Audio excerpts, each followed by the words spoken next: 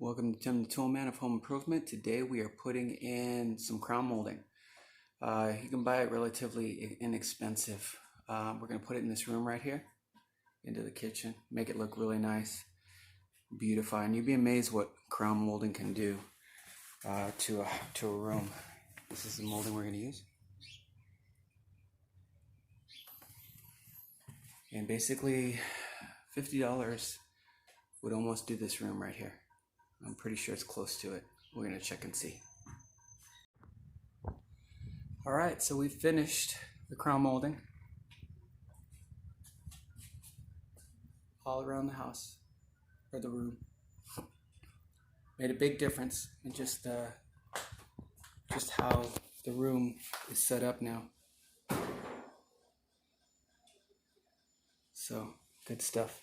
And that's how easy it is to just do crown molding in a room and make it look so much nicer.